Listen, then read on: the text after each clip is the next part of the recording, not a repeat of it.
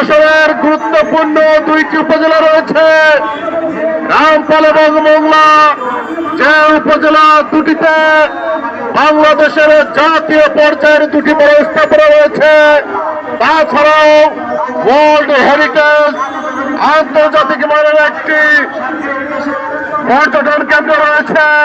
সুতরাং এই এলাকাকে যদি আপনারা মাইনাস করে দেওয়ার চিন্তা করেন, এটা শুধু রাজনৈতিক চাপাটাঘাত নয়, আমাদের বাগেরহাটের নেতৃত্ব শূন্য করার একটি পরিকল্পনার অংশ। সুতরাং আমরা চাই না বাগেরহাটকে আপনারা কোনো অবস্থায় খাড়ো করে দেখবেন, এটা আমরা বাগেরহাটবাসী মেনে নেব না।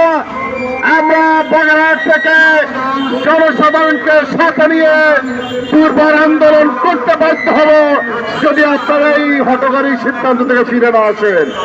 আজকে ঢাকা প্রেস ক্লাবের সামনে বাগেরহাটের জনসাধারণ সহ আমরা জামাত ইসলামী নেতৃবৃন্দ এখানে একত্রিত হয়েছি। আমরা চাই যে সিদ্ধান্ত নিতে যাচ্ছে নির্বাচন কমিশনার অনতিবিলম্বে সেই সিদ্ধান্ত থেকে সরে এসে আমাদের আসনগুলি আবার পুনর্বহাল করার ব্যবস্থা করেন। অন্যথায় কোন আন্দোলনের সংগ্রামের সূচনা হলে এর মধ্যে যদি কোনো অঘটনের অপকারণা তৈরি হয়, তাহলে এর সমস্ত দায় দায়িত্ব বাংলাদেশ নির্বাচন কমিশনকেই গ্রহণ করতে হবে।